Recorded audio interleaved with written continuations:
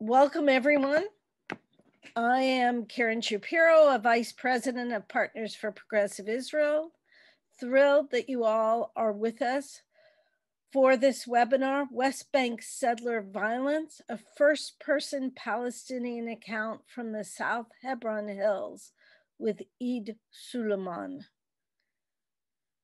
Before I introduce Eid and our moderator, Gili Getz, let me note Partners for Progressive Israel is an American not-for-profit organization dedicated to the achievement of a durable and just peace between Israel and its neighbors. We believe in the need to ensure civil rights, equality, and social justice for all of Israel's inhabitants. Partners seeks to deepen Americans' understanding of Israel's complexities so that we can better advocate for a progressive Israeli future. Partners is particularly excited to be hosting this briefing today during our Stop the Evictions campaign, and we invite everyone to visit the Stop the Evictions page on our website, progressiveisrael.org, for more information. While you are there, please contribute to our Stop the Evictions Matching Grant Challenge, where every donation will be matched dollar for dollar. Now, to introduce our speakers. We welcome you, Eid Suleman, a Palestinian peace activist, artist, and photographer from the village of al-Khair, located in the South Hebron Hills area of the occupied West Bank. Eid's work focuses on peace building and the defense of human rights of the Palestinian communities in the South Hebron Hills, including the struggle against settler violence, military occupation, home demolitions, and Israeli expulsion efforts. Since the age of 12, Eid has been building miniature-sized jeeps, bulldozers, and helicopters from plastic, iron, and other scraps, thus turning the tools of oppression into sculpture. And Eid's photography provides a window into the life of the Bedouin communities in Area C of the West Bank, where Israel maintains full control over every aspect of life. Our moderator today, Gili Getz, is an Israeli-American photojournalist, actor, and activist. He served as a photographer for the Israel military and news editor of ENET. His work in recent years has been focusing on Jewish American politics and is published regularly in Jewish and Israeli press. His one-man play, The Forbidden Conversation, explores the challenges of having a conversation about Israel in the American Jewish community. And Gili is Vice President of Partners and a dear friend, and it's great. Thank you for being here. Today's format, Gili will start by asking Eid some questions. When you have a question, we ask that you type it into the chat, and Gili will ask them of Eid as he goes along. So let's get started. Gili, thank you so much. Thank you so much, Karen, and thank you so much, Eid, and everybody who joined us in this very, very urgent moment as we see increase in settler violence. I'd like to give it a little framing. The American ambassador to the UN in a visit to Israel earlier this week denounced the sharp increase of settler violence against Palestinians. She said, "We're deeply concerned by the violence perpetrated by Israeli settlers in the West Bank against Palestinians and their property." On Monday, the Knesset will hold a hearing about this. We've been horrified to see in the last few months a sharp increase in settler violence with almost complete impunity, virtually no arrests or investigations in the South Hebron Hills and other areas in the occupied West Bank. The settler violence include beatings, throwing stones, torching fields, destroying olive trees and crops, using live fire, vandalism of homes and cars, chasing Palestinian farmers and shepherds away from their fields and water sources, all often results in injuries and bleedings of Palestinian farmers. Soldiers do have the authority and duty to arrest and prevent these settler attacks, but they very often just stand by and just watch. The reality is compounded by the civil administration's efficient demolitions of homes, water tanks, restrictions on water, and destruction of Palestinian infrastructure without permits, and these permits are virtually impossible to get. And all this is happening while settlements nearby are supported by paved roads, water supply, security, infrastructure, and funding. Israeli Jews who come to stand in solidarity with those farming Palestinian communities also often experience settler violence and intimidation themselves. Rabbi Eric Asherman was injured last week, and also members of Combatants for Peace were injured trying to deliver water to a Palestinian village in the South Hebron Hills. Allowing settler violence seemed to be part of a strategy, as B'Tselem report indicated, to advance Palestinian dispossession in these areas of Bedouin communities in Area C, promoting de facto annexation of these areas, often by declaring them military zones or by allowing illegal settlements, outposts, and construction, creating reality on the ground, as we say. We are so honored and excited to be joined by Eid, who is a wonderful activist and artist who I met many, many years ago on my trip with the Center for Jewish Nonviolence in Al-Khair. Been following ever since. It's incredible to see the resilience and the struggle of these communities, and the beautiful photography of Eid. We'll share some photos today. So let us jump right into it, Eid. So first of all, it's great to see you, and I hope you're well and safe. And maybe we can start by just telling us a little bit about Al-Khair and the Bedouin communities around, a little bit of a history and kind of the daily reality. We've been seeing for many years this escalation violence didn't start today. It's been going on for many years. Maybe give us a little bit of background and of how the communities got there, and a little bit of the history and reality of it. Thank you, dear Gili, very much for hosting me tonight and this evening, and everyone who is, joining us, and for Karen for sure. And I am one of the people who I am with a group of activists, my friends in the field. I'm just not me alone who's, going in the field every day. We have also our friends who, stay with us, and also the Palestinian colleagues, my friends from all the villages, even though my cousins from my village, Al-Khair, also, they are photographers and activists also following, but most of the time I do this with my friends, daily. So nowadays it's a daily, going, behind what happened from settlers and the military in Area C, and especially in South Hebron Hills. South Hebron Hills is, is a big place. It's a big landscape in the south of the West Bank until the Green Line. East of the Road 60, it's all Area C, which is a big majority of land which controlled by the Israeli government and the military and the police. And we have Palestinian communities and settlements built in 80s, in South Hebron Hills. Al-Khair is one of the villages which also located in Masaf Riyata in South Hebron Hills, as 100 of Palestinian communities who is unrecognized, without master plan, without any infrastructures or anything else. I mean, it's one of the example of 100 of communities which not allowed to contact to the infrastructures in general.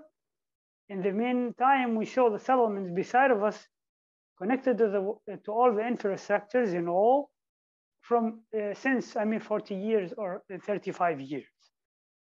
Even though the new outpost is connected to the water, and the infrastructures more than the Palestinian societies who close and live in side by side, but they're not allowed to have any kind of contact with the source of life. Al community started after 1948 when my family evacuated from Negev. The big tribe of Jahalin was evacuated from Negev after the war between Israel and the Palestinians, and then we find ourselves as refugees staying in South Hebron Hills. Then the family of me stay in Khair, as many communities around, and then we stay there all these years until I born in 80s, 83 I born, and then Carmel settlements and all of the settlements, started the building of the settlers in 80s, and then they built the settlements in all South Hebron Hills, and also beside Khair, where I'm living, we have Carmel, Mount Susia, and Bet Yatir, all these old settlements built in one line, and east of Yatta city, which a big major Palestinian city, which located in Area A. Now, east of Yatta, it's all Area C, and Israel control. We know what's Area C and B and A. That's this agreement in Paris, which signed between the PA and the Israeli governments in 90s. That say Israel control Area C, all of it, fully control of the people who live in Area C. And B, it's in between, and A is fully controlled by the Palestinian Authority, police and the civil control. Then 60% of the Palestinian people who live in Area C, more than 60,000 people live in Area C in all the West Bank. We found ourselves living under the Israeli control, and we live in this nowadays 27 years under this kind of dividing lands between C and B and A.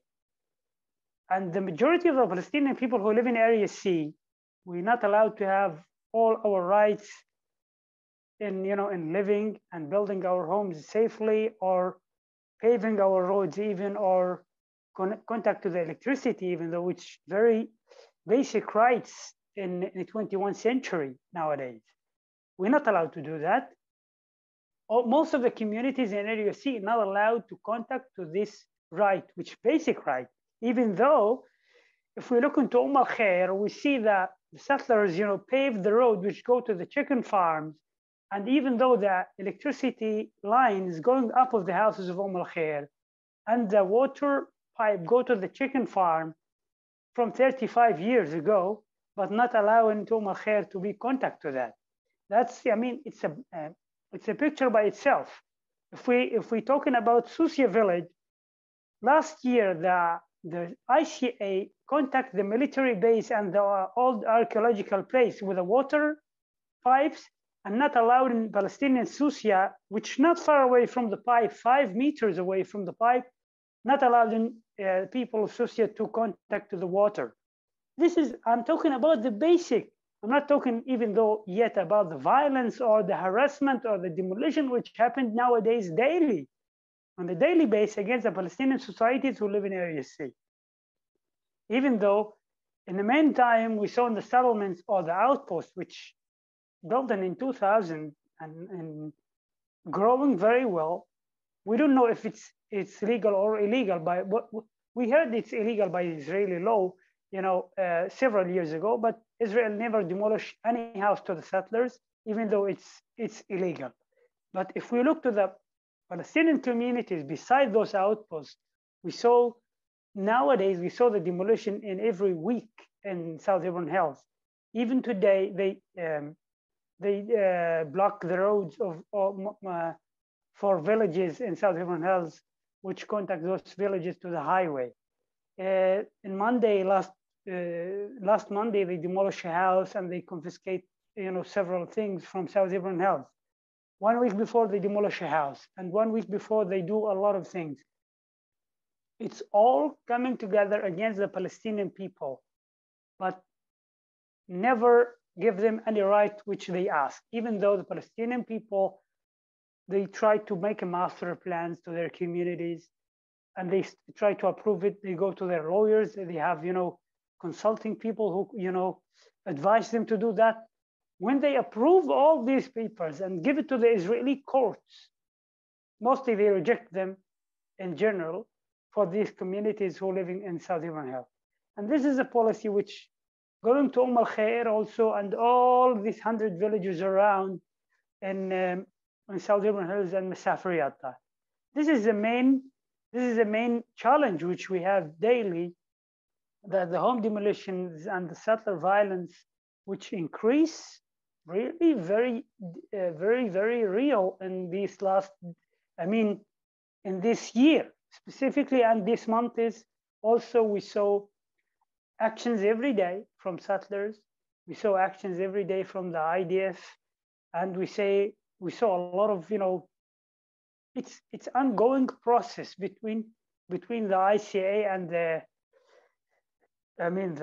Israeli IDF and the government. We thought we believe that it's an Israeli policy to following the Palestinian people who live in Area C. It's not like, as you say in the beginning, it's not a criminal work done by some people and they want to do that and then they will be arrested or taken to the justice. No, this is in a basic day. These actions happen to kick away more than Palestinians, to prevent more than Palestinians to live in their homes safely in South Hebron Hills or in Area C in general.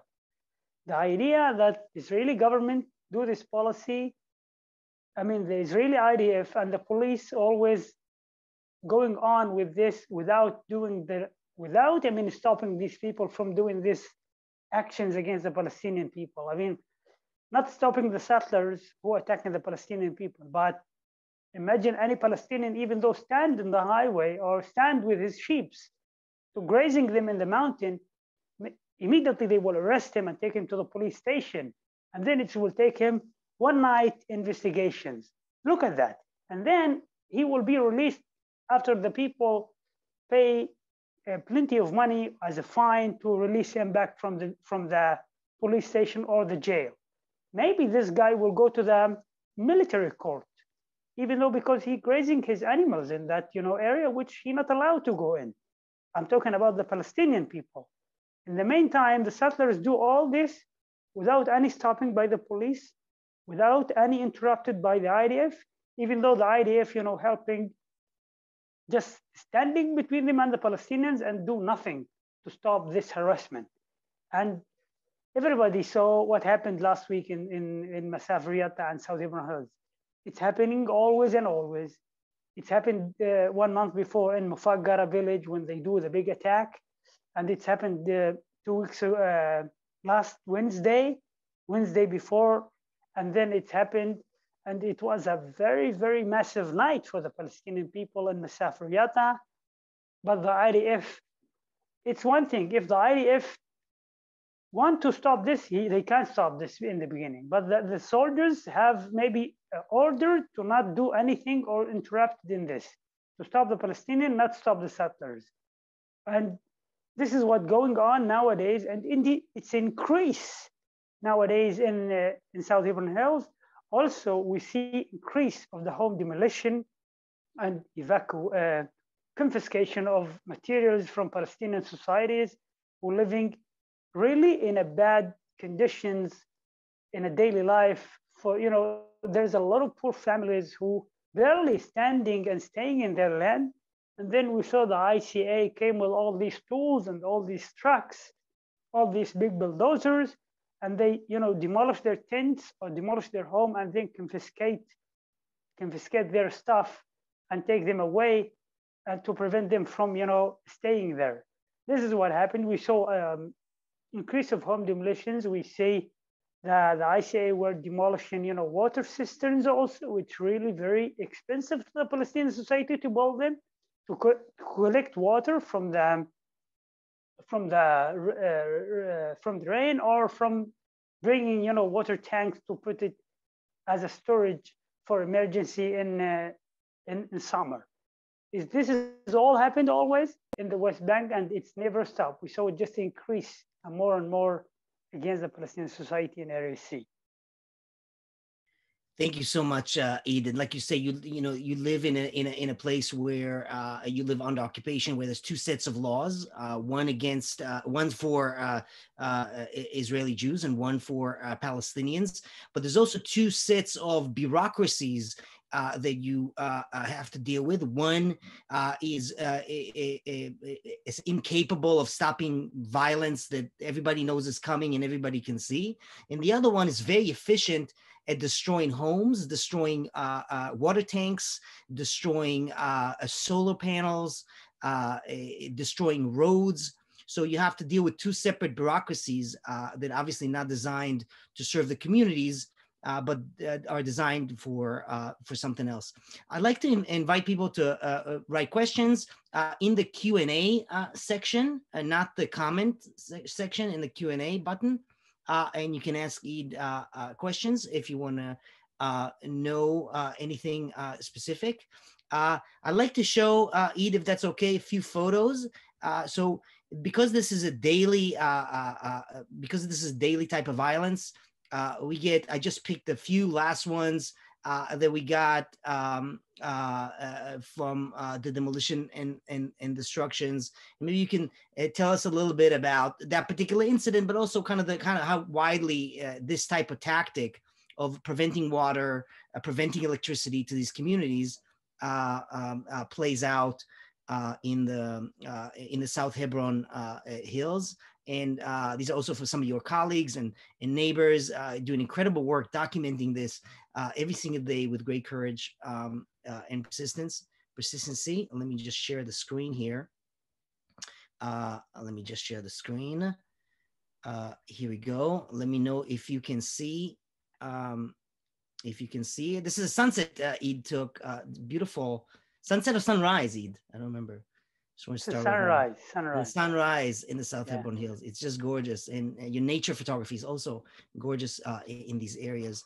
So destruction of property, destruction of cars, like settlers come and they just destroy the cars. So what happens when the settlers come and throw rocks at a car and it's completely destroyed? Who pays for it? Is there any way to complain about this, even though a lot of it is on video and all that?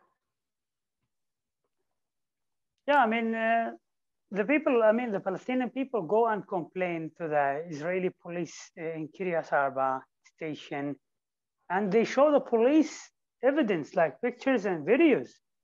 But as we know from long years ago, when we do a lot of complaints as a Palestinian who live in Area C, it's never go to the direct way to stop, the people who do this action, even though you have pictures or videos for them doing this physically, live sometimes. The Israeli police, say, yes, bring us the pictures, they saw it, and you do a complaint in the police station, and they put a file, and then they put it in the desk, and you wait and wait and wait until something changes. Also, the settlers do complain against the Palestinian, by the way. But the settler, if they complain against any Palestinian, he will be arrested immediately, or in the night, or in the day, or be invited to a police station, and then they will take him to investigations. The problem also, if the Palestinian go to complain about his property, which demolished and damaged or broken like this, it's a bureaucracy that the Palestinian people stay in the gate waiting maybe 3 hours or 2 hours until they get in to do a complaint against what happened from the settlers. See, it's the opposite. And the Palestinians have different way to go in to the police station, rather the settlers who go from the direct way easily without, interrupted by the police or making them late. This is what happened. And no compensation about the Palestinian property, which demolished like cars or, killing maybe sometimes sheep or, beating the people themselves. Mostly there's no compensation. Sometimes the compensation came after, a home demolition, maybe if they demolish a home or they demolish a water system. Maybe some NGOs come to help to rebuild this maybe water system or rebuild this tent or rebuild this house. But this process is taking a lot of time, which is not easy to do. It's a process going on. You need to file a lot of, papers or taking a lot of pictures for your property which damage, then maybe you get the help after long time. But for cars and animals which dead, mostly you're not confiscated by the Israeli authority. I'm talking here, Israeli authority never confiscate Palestinians who got damage or harassment from settlers or from the IDF itself. It's never happened. Maybe the help or the compensation came from, foreigner NGOs or from the Palestinian Authority itself. But it's never came from the Israeli Authority and the government itself, or it is, organizations which work under. And while settler structures, outposts, and growing, flourishing settlements are untouched, even though they're illegal by Israeli law, Bedouin Palestinian communities in the South Hebron Hills get their homes confiscated and demolished. And I'll just show some photos of the civil administration destroying water pipes, destroying, taking away homes, destroying tents. If this is not mistaken, is a mourning tent after the attack by settlers from a nearby family. Even that has been destroyed. Yeah, that's it. Obviously, yes. home demolitions. Right. Home demolitions, in the intimidation of settlers while the military, this was extremely obscene one in Susia, in the child's playground, where settlers came with dogs and were intimidating the children and the population. I mean, there is no real enforcement of that, and obviously really? constant home demolitions. Yes, Eid? Yeah, I mean, the IDF last week, I mean, in Susia, they can't, even though barely they begging the settlers to go out from the playground, It's really very, I mean, unbelievable that the IDF with all this authority, and always we hear in the Israeli media, IDF is the reborn, I mean, in the West Bank, or the authority. And then the soldiers, the authority.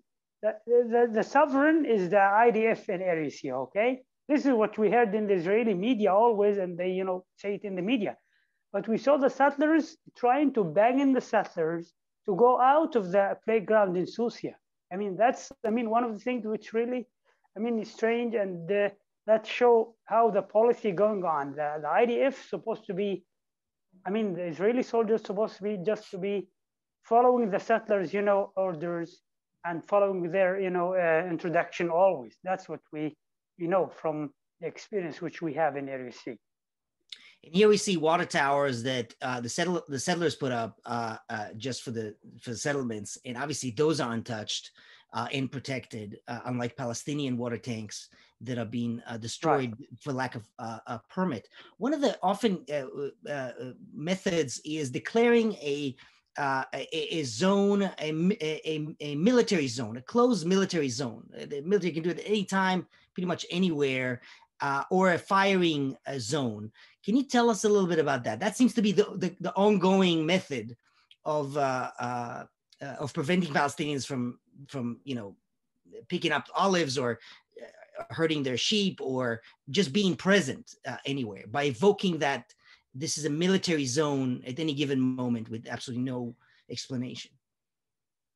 Yeah, always. The military zone policy, which used by the soldiers in the field and by the commander in the field who signed the paper in the field, it's always done against the Palestinian people and the people who help them. It's never, you saw, they show in the order and they give the people to film it, but then they didn't take the settlers out of the military zone. They take out the Palestinians from the military zone. This is always what happened. The military zone rule, which they use it every day against the Palestinian societies in South Hebron Hills, it's used just to evacuate the people from their land, evacuate from grazing their animals and sheep, and that's the policy, just to kick them out of their place. This is the idea of, military closed zone area, which always done against the Palestinian people, not the settlers. Even though the settlers stay, nobody tell them to go out from that place. This is used just to kick out the Palestinians from their own place, to just give the settlers the right to stay and kick out the Palestinians from there. This is what they use always, which used sometimes for 24 hours. Sometimes it's used for 1 hour just to take the people out of the area which they want to close it. That's it. Thank you, Eid. And often these structures are destroyed, and the families really don't have any other place to go in the middle of winter, in the middle of a very hot summers in the South Hebron Hills. So what happens? I mean, it seems extremely cruel to leave these people without a shelter, without any type of arrangement. Can you tell us a little bit about, that experience of when these homes are, often demolished, and the families have no other place to go? Yeah, I mean, it's really very sad. We saw it, I mean, from a long time ago, and it's the process going on every time we saw it. I mean, if they demolish a house for a family with children, with small children, it's really a problem for this family to deal with the situation if it's a hot summer or it's a cold winter in South Hebron Hills, which is very cold sometimes in the winter. And then the families, what they use, sometimes they give immediate shelter as a small tent, which even though not to prevent, the cold or the heat for them, even though sometimes the ICA come one day after and they take this tent also. Sometimes the families go to other families, their cousins or their neighbors to stay with them as refugees, and then they wait until somebody helps them to rebuild their home. The problem, you can't rebuild the home in the same spot which demolished. If you build the home in the same spot which demolished, the ICA can demolish it with the old order. It's the same order, use always, live. You can demolish it and back to demolish it again and again. The families go to their neighbors to stay with them until somebody give help to rebuild their home in a different spot, because you can't build in the same spot. Thank you, Eid. So we have a lot of questions about what can we do as American Jews, as Americans. What I do know is that anybody that spend time with the beautiful communities of the South Hebron Hills comes back really shocked, really, like, how can this happen? How can this happen? And no one really talks about it. It's more in the news now because of the rise in the insane increased violence in settler violence. But the question is, what can we from here do? I obviously say, write your members of Congress and follow the reality in the South Hebron Hills and bring it to your community. Bring these stories into your community. This has major implications, not only for the people suffering on the ground, but more broadly, the conflict and this ongoing effort of expulsion we see in different areas. In Sheikh Jarrah, we see it in the Jordan Valley, we see it in many areas. This goes to the very heart of the conflict, and often has to do with 1948.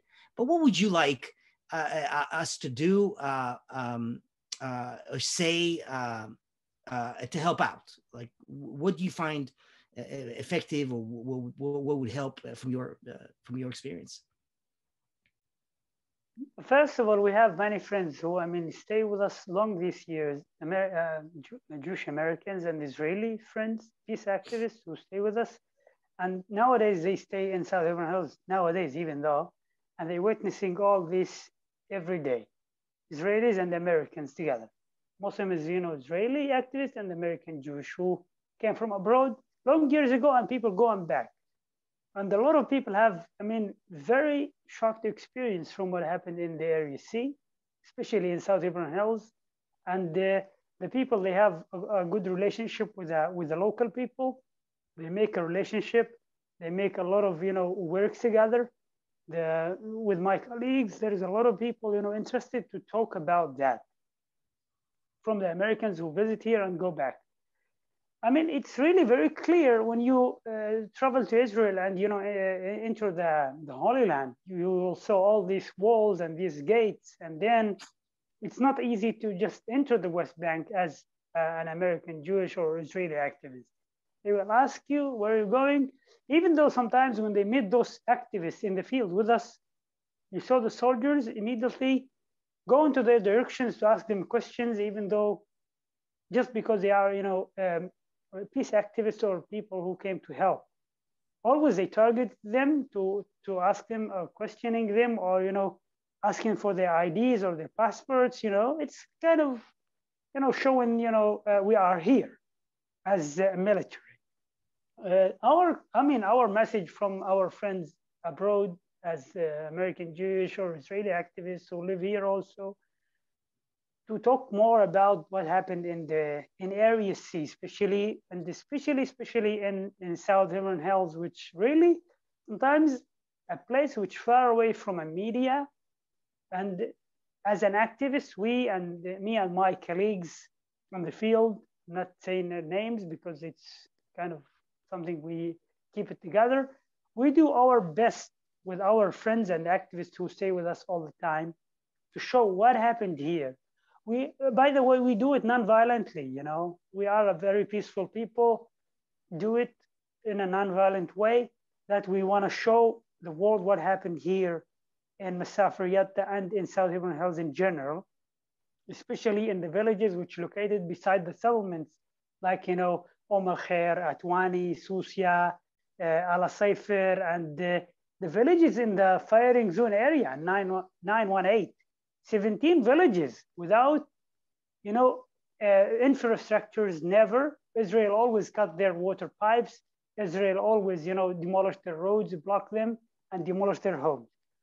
All these communities are together, they suffer from the same policy. And all these American activists and Israeli activists visit and they witness all what happened there. And I'm sure the friends, when they back home, they talk about it. It's really mix of feelings when you back abroad, back home, and you back with this, image in your mind. You saw it's really far away from what we, talking about. If as an American activist came here and saw it by your own, it's really different than, talking about it in the media. And since 10 years ago and until now, we saw very good. The news has changed about the Palestinian society in Area C, in the US also, and also in Europe, also in different way in the world, because we have a lot of groups came here and visit, and they have experience, and they back and they talk about it in their community. We saw increase in our voice. We saw a lot of friends who care, and that's very well, but we need it more to be, in the high level in the American society, as Congress members or, representative who can talk to their communities, to talk to their, representative about what happened in Area C here in the West Bank. This is really, we need it more to be talking about it in the US, media and in the US societies as the friends who care about their friends in South Hebron Hills and in Area C in general. Thank you. And two members of Congress visited Susia on the J Street Codell in recent weeks. Robert, who spent some time in the South Hebron Hills, mentioned that if you're in the region, Breaking the Silence, the Center for Jewish Nonviolence, and Ta'ayush will take you to see and experience the life in the South Hebron Hills, and it is a very powerful experience. And as you said, when you come home, what strikes me is you see this is nothing to do with security. This is everything to do with expulsion. And it's so obvious that it can't make people indifferent, no matter where they are exactly politically on this issue. There is a question, if you have a point of view on it. We see this increase in violence in a time where Israel has a new government. that's supposed to be better, more diverse, more considerate, more. So ironically, the better government became a really nightmare reality for your community and for many Palestinian communities that see increase in violence and such. Do you have any thought about that? Like, do you expect this, and how do you process this? I mean, most of the Israeli governments, which came in these 2 decades, it's really just mostly it's from the right, and then we see an increase of all of these actions in the Area C. And clearly Benjamin Netanyahu said, when he was in the office, he said, we will do our sovereignty in most of the Area C. I mean, he said, and we saw that Israeli sovereignty is nowadays going on the ground every day by increasing the building in the settlements around and increasing the demolitions against the Palestinian societies in Area C, which neighbors side by side. And when they talk about this sovereignty last year and this deal, which they talk about, and they do nowadays, you saw the sovereignty in Jordan Valley. It's going on in South Hebron. It's going on. I mean, this is what they're talking about. When the Israeli government changed, we were not to expect any change from this government, even though it's come with, this allies with Ra'am and all these groups who joined them just for the Knesset and to hang this government in Knesset. That's it. They never talk about the Palestinian society in Area C and what's their need. I mean, those Knesset members from the Arab, allies who joined the coalition with Naftali Bennett. They never talk about it. And they say, we have our, own problems inside 48. Not yet we are, ready to talk about the problems in Area C and if we can do something about that.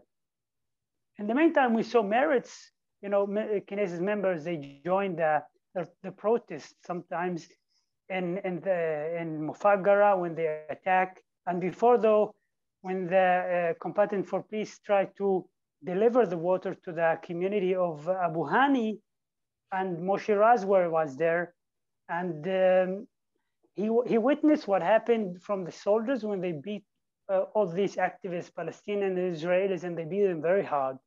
Moshe Raz, Knesset member, he was there. He trying to talk to the soldiers, and they never hear him. I was there and saw that. This is one of the things which, make it clear for the Palestinian people that there is no expectation from this government to make something good for the Palestinian people who live in Area C. We will see more harassment.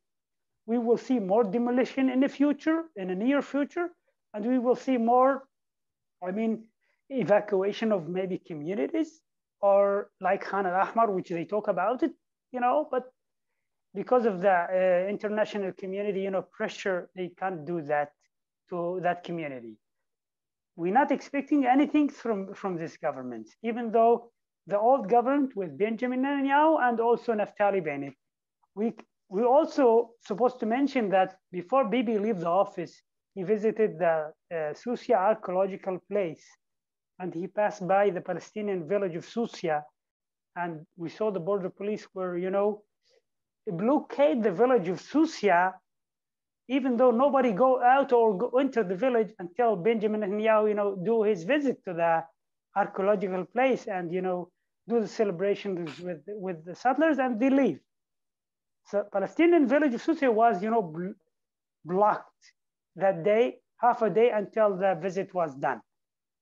He came and he visited Susia, Prime Minister Benjamin Netanyahu, and he promised he will, give more, projects there, and he will build more for the settlers, but they never mentioned the Palestinian people and maybe the peace process itself.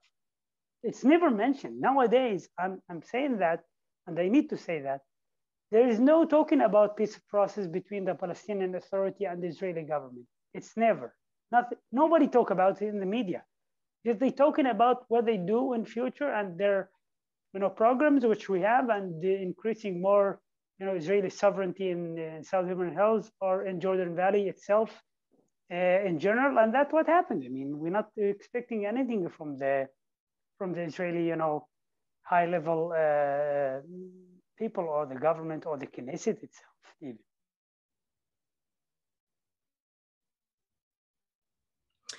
Ben asks, what can we do to provide immediate support for those who have lost olive trees and need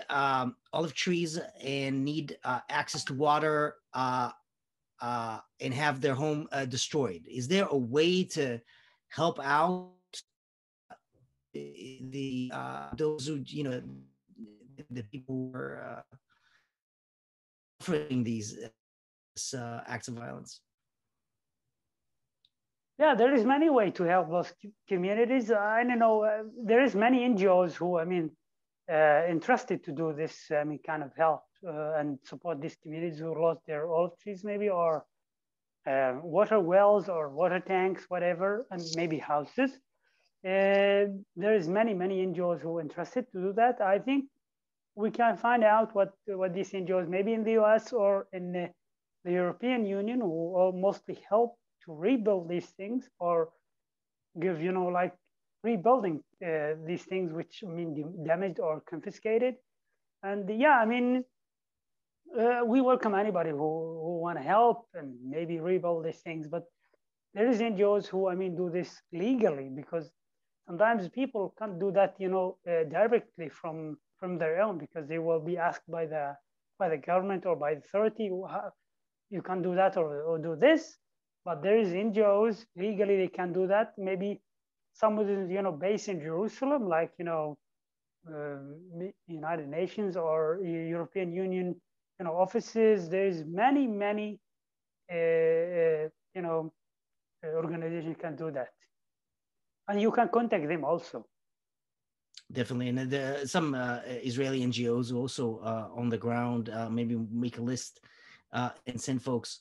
The attacks on Shabbat, we noticed that a lot of the attacks are happening on Shabbat when the settlers are doing this as a sort of a religious context on Shabbat as a way to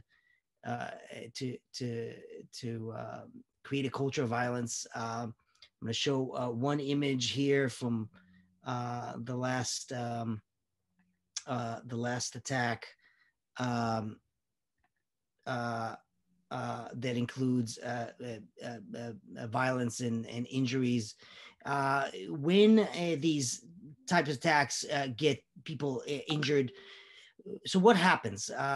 Is there an ambulance service that can take them to the hospital? Is there any way to, they have any way to, like with vandalism, to press charges, or is there any, what happens to their health and medical treatment after these attacks?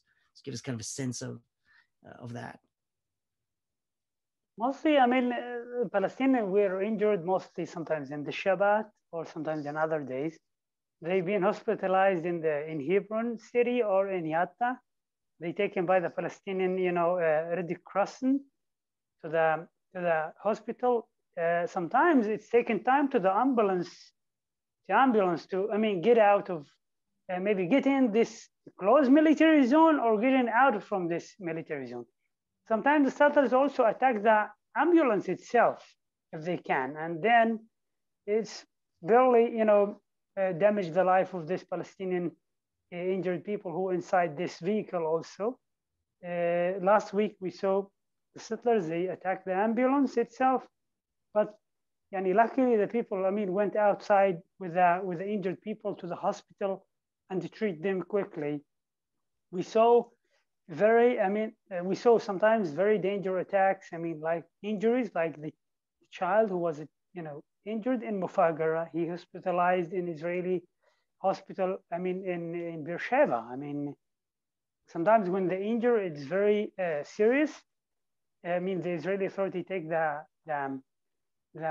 Palestinian injured and take him to Israel to treat him. Mostly, it's not easy way to take the Palestinian people to the hospital inside Israel. Mostly get taken to Palestinian hospitals in Hebron, but the process is very dangerous and very long, as until the ambulance came from the city of Yatta or Hebron. It's taken him a time until he passed all these, obstacles in the road. Maybe the road is not paved sometimes. The ambulance should drove in off-road, which caused more damage and more pain for this Palestinian guy who injured maybe, or this lady who was injured, or this kid who injured. And then to go back to the city, it's take him also a long way to pass all this off-road, then contact to the highway until he go in the city to give treatment to Palestinian people. It's never happened that they, investigate these accidents. The Israeli police or the army, they never investigated if it's happened against a Palestinian. They just, leave it as it is. And then they close the area as a closed military zone and leave, and everybody should leave. Most of the Palestinian people, treated by a Red Crescent, and there is no compensation for them after these attacks, physically in their body. Like Harun Abu Aram, he was shot, in last February in Arrakid. He shot in the throat by one bullet from one soldier when they was, fighting about the generator. And then Harun is, he's end. He's like a dead body in his home nowadays. He's not talking, he's not moving. He just move his head and maybe barely talk some words. That's one of examples how the Palestinian people, when they get injured, they never get a good treatment in the long way, in the long process, and then they found themselves as stay in their home, feeling pain for themselves, even though for the families, and then that's what happened. It's never, completed the story of, putting these people in jail or investigated this, until the top of a real investigation. It's never happened from the Israeli authority, about this attack which happened, sometimes in a daily basis against the Palestinian societies in South Urban Health. Yeah, that generator, he's just trying to protect the generator in the middle of a very difficult, season. And he was shot just for trying to protect the generator. It's all on video. That's what's so astonishing. It's all, people can see it and see how it's done with impunity, where there's actually no accountability for any of that, which is very disturbing. So we have a question. It always comes up, and feel free to do with it whatever you want. Do you support a two-state solution as a way to have a Palestinian state where, as a way to freedom and dignity? Where you are on kind of two-state solution is a solution, experiencing what you're experiencing. 20 years ago, maybe we can talk about two-state solution. 2000, 2001.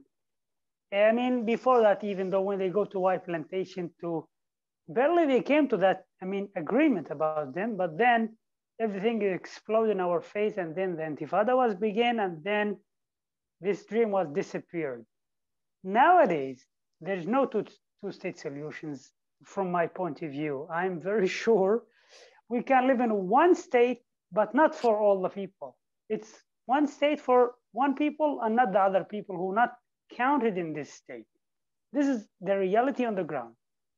We can talk about two-state solutions. We can put it in the papers or in the media. We can talk about it and we say, okay, there's two-state solution. But when you came to the ground and the reality, it's really far away from your reaching this. I don't know what's the politics, think. Maybe the politics didn't came to the reality on the ground. And so what happened between C and A and B and the West Bank? There is no two-state solution nowadays. We can live in one state, but not for all the people. That's the solution, I think. Yeah, it's a one-state reality, as they say. Increasingly right. seem to be permanent. There is a question about did the settler, it's again the military cooperation with the settlers. Did it increase since this new government came into be, or it's pretty much the same? We just see more of it. Basically, was there a change in recent months from your experience about this dynamic between settlers and the military, or was it always like this? We just see more of it. No, it's always like this from long time ago. Even though from maybe more than 12 or 15 years ago, it's the same, and it's the same before even. But we see more dynamic in a relationship between settlers and the soldiers. We see a lot of cooperation between the soldiers and the settlers in the field. This is, I mean, increasing very well, and there's a big alliance between them and coalition between the both the settlers and the soldiers who, I mean, serving in the Area C or in South Hebron in general. It's really increased. There's a lot of cooperations. I mean, there's a lot of, I don't know, but they, I mean, work together mostly more than any time before. That's great. So we'll send people that sign up for this. Not everybody can make it, but to sign up for this, the Twitter accounts of folks on the ground who report on a daily part of it and ask to bring it to your communities, talk about it with anyone you can. Eid, thank you so much for taking the time to speak to us. We admire your resilience and your fight for freedom and dignity that all human beings deserve. And we are an ally of this fight. Great to have you at our campaign against demolitions, against home demolitions, that is getting more and more international attention and is getting more and more discussed in the Israeli society, despite the reluctance. So we're hopeful that this issue and your struggle will make it to Congress and to the international media. So it'll be harder and harder to avoid or deny and we are really thankful for you and your community of Al-Mukhair and all the folks we love and follow. And follow South Hebron Hill Watch on Twitter and Facebook, and we're working to make these stories accessible to people. So thank you so much for being with us. Thank you very much. Thank you, dear Gili, for this event, and I am so glad to be with you today. And I am glad that everybody, care for us abroad and here also. And we appreciate everybody who came and came to visit South Hebron Hills. And please welcome to visit South Hebron Hills and Masafriyat especially. And we will welcome you. We will guide you. We will host you. Everybody who came, he welcome. And inshallah, we will do it together. Thank you very much. Thank you. Amen.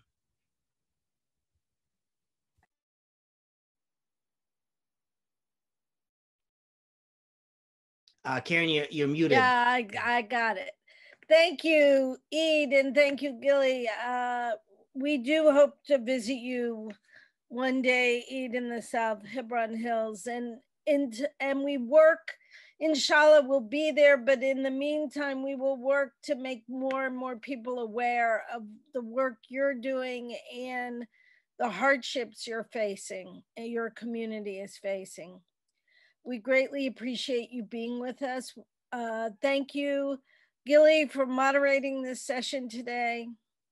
Thank you to our staff and Partners for Progressive Israel, Dinesh, Ron, and Julie, and thank you all for joining us for this briefing. We hope you've learned and enjoyed and will share the information. We are glad to be bringing this program to all of you. And to learn more about Partners for Progressive Israel and our future programs and our Stop the Evictions campaign, go to progressiveisrael.org. And please contribute. Every dollar you give is worth $2 through this campaign, which ends tomorrow. Thank you so much for being with us, and have a great day. Have a good evening, Eid, and may we see each other again under better circumstances. Thank you, dear Karen. Thank you very much. Thank you. Thank you.